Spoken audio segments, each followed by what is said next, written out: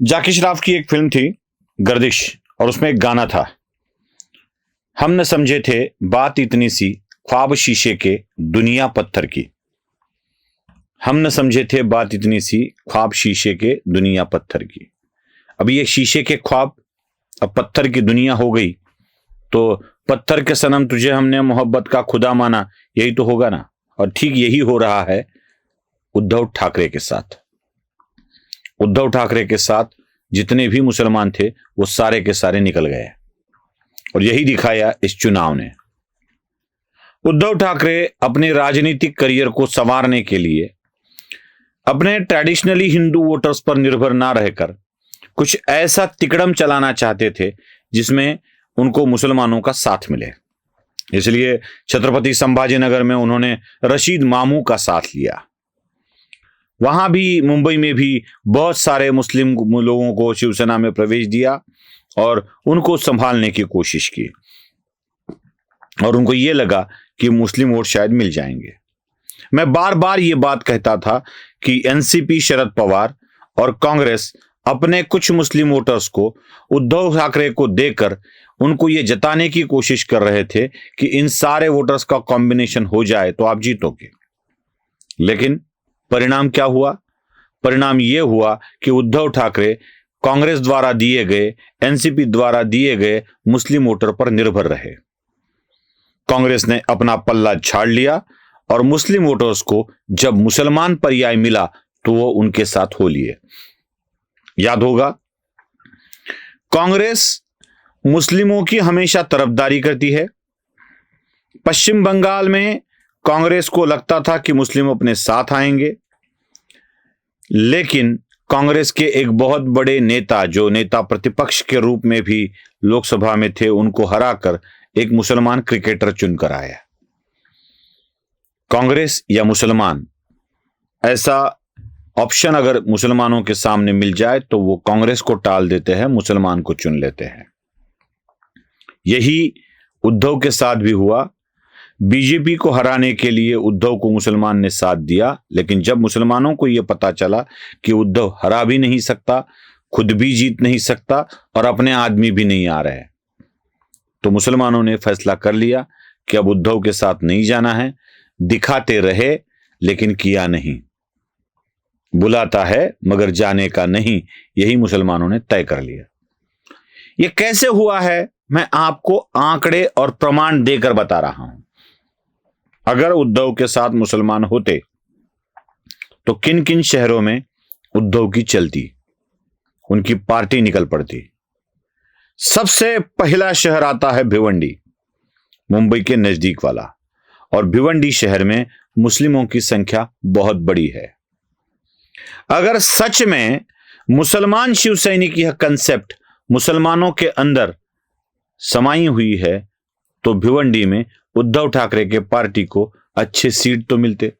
चलो सत्ता न मिलती, अच्छे सीट तो मिलते। क्या मिला उद्धव ठाकरे को भिवंडी में? एक बहुत बड़ा ठेंगा, बहुत बड़ा ठेंगा, अ बिग जीरो। भिवंडी की बात छोड़ दीजिए, चलो चलते हैं उद्धव के अपने शहर बाला साहब ठाकरे का चहीता शहर छत्रपति संभाजीनगर में। सारी दुनिया जब औरंगाबाद बोलती थी तो बाला साहब ठाकरे उसको संभाजीनगर के नाम से पुकारते थे। इस शहर ने उद्धव को कभी भी धोखा नहीं दिया, शिवसेना को कभी भी धोखा नहीं दिया।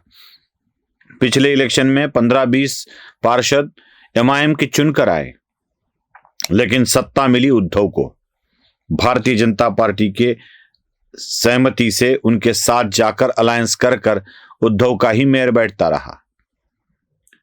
कई साल उद्धव के ही हाथ में संभाजीनगर की म्युनिसिपल कॉरपोरेशन थी। इस बार क्या हुआ? एमआईएम के लगभग 25 सीट आए। मतलब छत्रपति संभाजीनगर के मुसलमानों ने अपना जनप्रतिनिधि चुनते वक्त एमआईएम के मुसलमानों को चुना। शिवसेना में भी जो रशीद मामू था उसको चुना, लेकिन उद्धव के अन्य हिंदू कैंडिडेट को नकार दिया। और जब तक मैं ये वीडियो शूट कर रहा हूं, शाम के 5 बजे का वक्त है, उद्धव को सीटें मिली थी और उसका आंकड़ा था 7, MIM को 25, उद्धव को 7। मतलब साफ है, मुसलमानों ने उद्धव ठाकरे को वोट नहीं दिए। मालेगांव का आंकड़ा देख लीजिए। मालेगांव में एक बिग जीरो, भिवंडी में एक बिग जीरो, नांदेड़ शहर को ले लीजिए मराठवाड़ा के। नांदेड़ में मुस्लिमों की संख्या अच्छी है, जहां पर AIMIM के कैंडिडेट चुनकर आए और उद्धव को मिली सिर्फ 2 सीटें, सिर्फ 2। नांदेड़ में भी मुसलमानों ने साथ नहीं दिया। बस एक शहर है उद्धव के लिए, एक शहर परभनी, जहां पर उनको अच्छी सीटें मिली। वह 23 सीटें मिलने के बाद कांग्रेस के साथ मिलकर वो सत्ता में बैठेंगे। कांग्रेस को साथ लेकर, इसी कांग्रेस को परास्त करके उद्धव ठाकरे परभनी की सत्ता को हासिल करते थे। इस बार मुसलमानों ने कांग्रेस को वोट दिया, कांग्रेस को अच्छे सीट मिले परभनी में और उद्धव की सीटें कम हो गई। जरा इस बात को क्या समझ पाएंगे उद्धव? अब तक उद्धव को राष्ट्रवादी कांग्रेस, शरद पवार और कांग्रेस ने येड़ा बनाया है, मुसलमानों के साथ का लालच दिया है।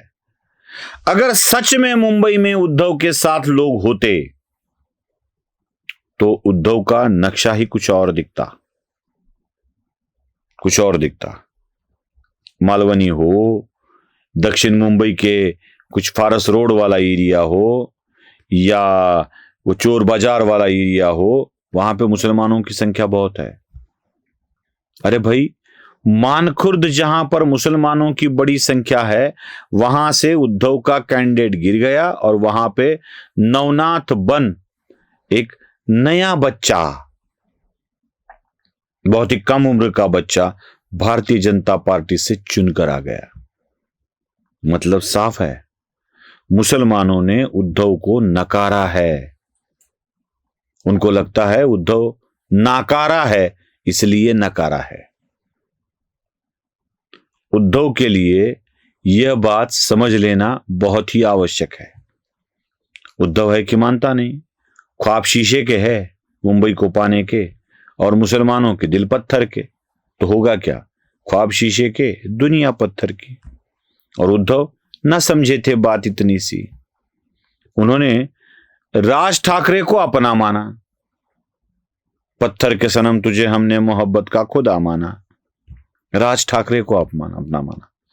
राज ठाकरे जिसके साथ हो लिए, उसका होलिया ही बिगड़ गया। उद्धव के सामने तो जीता जागता उदाहरण भारतीय जनता पार्टी था, लेकिन उद्धव ने राज का साथ ले लिया और खुद के पैर पर कुल्हाड़ी मार ली। जितने उद्धव ने सीटें राज ठाकरे की पिछली म्युनिसिपल कॉर्पोरेशन में चुराई थी, उतने उद्धव राज ने वापस ले ली। फायदे में रहे राज। क्या नुकसान हुआ राज का? कुछ भी नहीं था, जो मिले वही सही। लेकिन राज के साथ आने से उत्तर भारतीय दूर हो गए, मुसलमानों ने अपना साथ छोड़ दिया और उद्धव की गति बहुत ही मुश्किल हो गई। यह बाकी कुछ नहीं था, बस उद्धव का घमंड था। और यही घमंड टूटा है जो कंगना ने कहा था, आज मेरा घर टूटा है, कल तेरा घमंड टूटेगा। नमस्ते। धर्म जागृतीचा विधायक बुरुज